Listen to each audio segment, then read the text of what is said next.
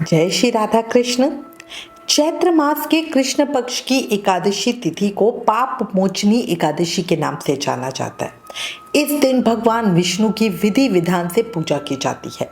उनकी कृपा से हमारे जीवन के सभी पाप मिट जाते हैं, कष्ट मिट जाते हैं। कितनी बार होता है अनजाने में ही हमसे इतने पाप हो जाते हैं, उन सभी पापों से हमें मुक्ति मिल जाती है और मोक्ष के लिए हमारे द्वार खुल जाते हैं। जो व्यक्ति पूरे विधि विधान के साथ इस एकादशी व्रत करता है उसे बड़े यज्ञ करने समान फल मिलता है। इस व्रत का महत्व 1000 गौओं के दान के बराबर माना गया है। विष्णु पुराण में बताया गया है कि पाप मोचनी एकादशी व्रत के प्रभाव से जीवन के सभी पापों का अंत होता है और इस व्रत को करने से सभी पापों के दंडों से मुक्ति मिल जाती है। अब आज आपको पाप मोचनी एकादशी व्रत का महत्व और पूजा विधि बताती हूँ। साथ ही जानेंगे किस विशेष चीज का भोग हमें लगाना है, पारण किस तरह से करना है। बहुत सारी जानकारी इस एक ही वीडियो में मिल जाएगी, इसलिए प्लीज वीडियो लास्ट तक देखना।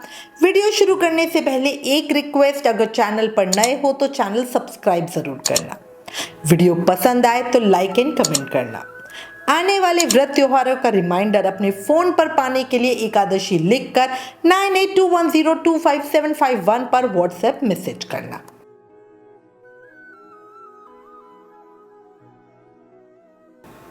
देखो, होलिका दहन और चैत्र नवरात्रि के बीच जो एकादशी आती है उसे पाप मोचनी एकादशी कहते हैं।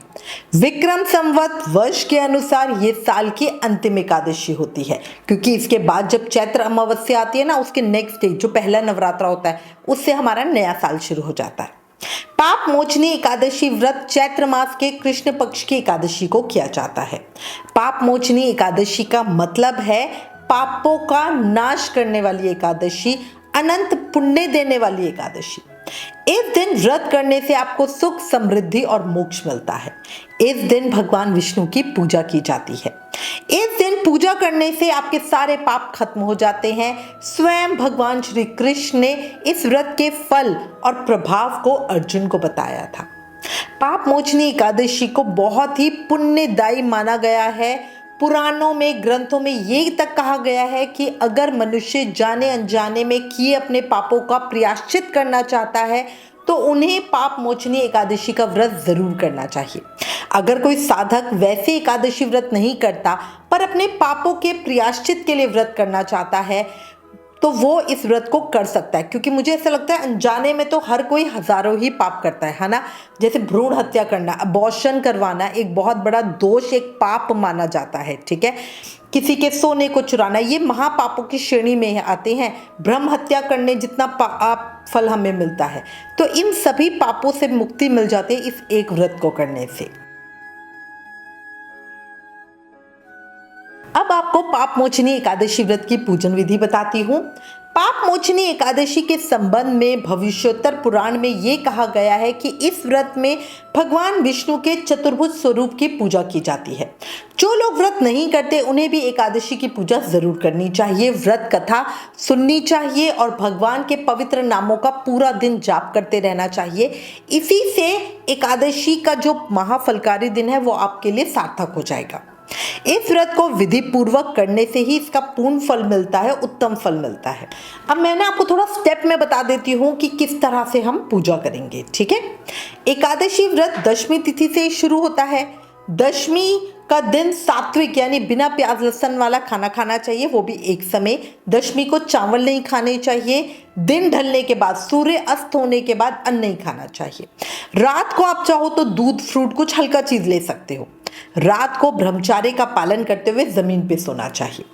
अगले दिन एकादशी की सुबह ब्रह्म मुहूर्त में उठें। सुबह जल्दी उठकर गंगा स्नान करें। अगर गंगा स्नान करना संभव नहीं है तो घर में ही गंगा जल मिलाकर स्नान करें। उसके बाद साफ कपड़े पहने। पूजा में सफेद या पीले कपड़े पहनना ज्यादा उत्तम माना गया है। मन पूजा में ज्यादा लगता है, एकाग्र रहता है। इसके बाद पूरे घर में गंगा जल के छींटे लगाएं और घर के मेन गेट पर हल्दी से स्वास्तिक बनाएं। इसके बाद पूजा की तैयारी शुरू करेंगे। पूजा का सारा सामान इकट्ठा करने के बाद भगवान श्री हरि और देवी लक्ष्मी का ध्यान करते हुए पूजा और व्रत का संकल्प लें। संकल्प लेने के बाद भगवान विष्णु की पूजा शुरू करें। विष्णु जी के साथ ही माँ लक्ष्मी की पूजा भी जरूर करें। एक वेदी बनाएं। पूजा करने से पहले 7 तरह के अनाज उस पर रखें। वेदी के ऊपर कलश स्थापना करें। इसे आम के 5 पत्तों से सजाएं। पूजा में गोमती चक्र, पीली कौड़ी, दक्षिणावर्ती शंख जरूर रखें। भगवान विष्णु को पंचामृत से स्नान कराएं। अगर आपके सेवित श्री विग्रह है, शालग्राम जी, लड्डू गोपाल जी या युगल सरकार, राधा कृष्ण, तो उन्हें पंचामृत से बढ़िया स्नान करवाएं। पीले वस्त्र धारण करवाएं और बढ़िया सुंदर श्रृंगार करें। भगवान को पुष्पहार चढ़ाएं। अब गोपी चंदन का तिलक लगाएं। पीला चंदन, सुपारी, पान, तुलसी दल, इत्र और माता लक्ष्मी को कमल पुष्प अर्पित करें। भगवान को रोली, मोली, फूल, दीप, धूप, नैवेद्य, फल आदि पूजन सामग्री चढ़ाएं। तुलसी दल अर्पित करना याद रखना। तुलसी एकादशी वाले दिन तोड़ी नहीं जाती, इसलिए पहले से ही तुलसा दल को तोड़ के रखें। इसके बाद शुद्ध देसी घी का अखंड दीप जगाएं, अगर आपकी कोई मन की इच्छा है तो, और वरना जो आप नॉर्मल दीप होते हैं उसको भी जला सकते हैं। फिर पीली मखाने की खीर का भोग लगाएं। पूजा के बाद व्रत की कथा जरूर सुने। भगवान विष्णु के साथ एकादशी माता की और लक्ष्मी माता की आरती करें। पूजा में हुई किसी भी भूल चूक के लिए क्षमा याचना करें। विष्णु सहस्त्र नाम का पाठ जरूर करें। एकादशी वाले दिन भगवत गीता पढ़ना, श्रीमद् भागवत महापुराण पढ़ना या सुनना बहुत ज्यादा अच्छा होता है। तुलसी महारानी को भी धूप दीप अर्पित करें। सूर्य भगवान को जल अर्पित करें। इसके बाद पीपल की पूजा भी जरूर करें। पाप मोचनी एकादशी से विष्णु चालीसा का 40 दिन का आप नियम ले सकते हो। बहुत फलकारी और प्रभावशाली होता है। पूरी पूजा में ओम नमो भगवते वासुदेवाय इस मंत्र का जाप करते रहें। अगर आपका कोई गुरु मंत्र है तो आप उसका भी जाप कर सकते हो। एकादशी से संबंधित सभी वीडियोस का लिंक नीचे डिस्क्रिप्शन में दिया गया है। विष्णु चालीसा, विष्णु सहस्त्र नाम, एकादशी माता की आरती, मखाने की खीर आदि कैसे बनाएं, सभी वीडियोस का लिंक आपको नीचे डिस्क्रिप्शन में मिल जाएगा। याद रखना, चैत्र कृष्ण एकादशी पर चारोली या चिरौंजी का भोग जरूर लगाना। ये फलहार में आता है। चिरौंजी ड्राई फ्रूट होती है। इसे व्रत में फलहार के रूप में खाया जाता है। आप बढ़िया मखाने की खीर बनाकर उसमें चिरौंजी डालकर बढ़िया भोग लगाएं, फिर प्रसाद बांटकर स्वयं भी खाएं। बहुत ज़्यादा फलकारी माना जाता है। जो लोग निर्जल व्रत करते हैं वो इस खीर का भोग सुबह जब पारण करेंगे तब वो खाएंगे।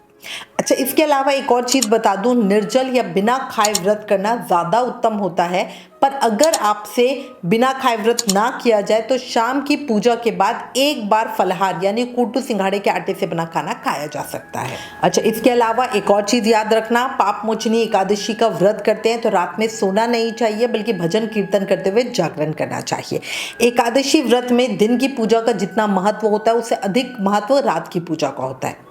भगवान के भजन सुन सकते हो, गा सकते हो, या भगवान की कथाओं को पढ़ या सुन भी सकते हो। क्योंकि कई लोग हमें मैसेज करते हैं और कहते हैं कि भाई हम तो अकेले हैं, हमारे पास सत्संग नहीं है या ग्रुप नहीं है, तो हम भजन वगैरह नहीं कर पाते। तो आप ऐसा है, भगवान की कथाओं को पढ़ या सुन भी सकते हो।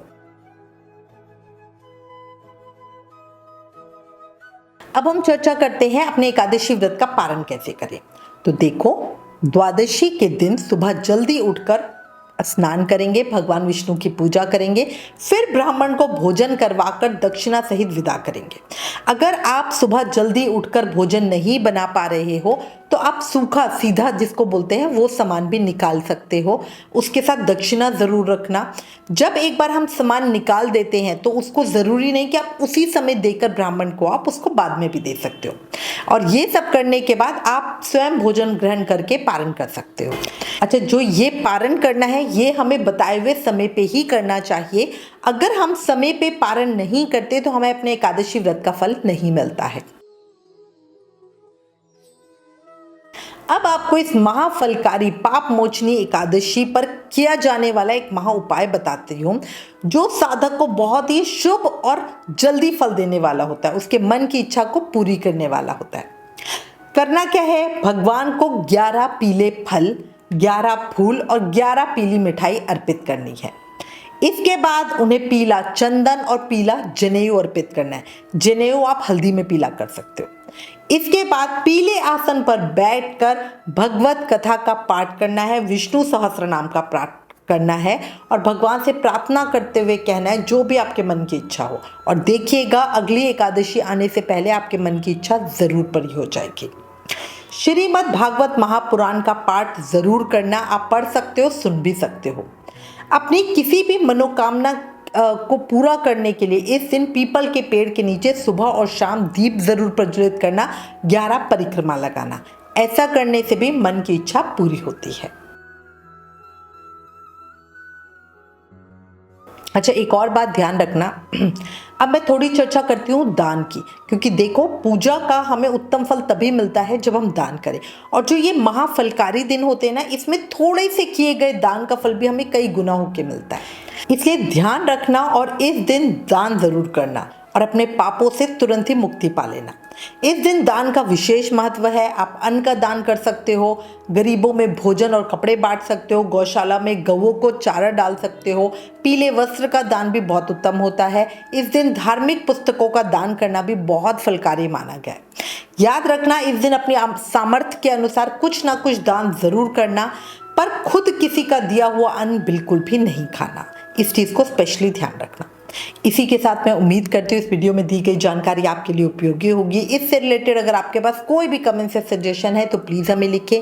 ज्ञान बांटने से बढ़ता है, इसलिए इस वीडियो को ज़्यादा से ज़्यादा शेयर करें। आप हमें फेसबुक और इंस्टाग्राम पे भी ज़रूर फॉलो करें। Please like, share and subscribe. Thank you. जय श्री राधा कृष्ण।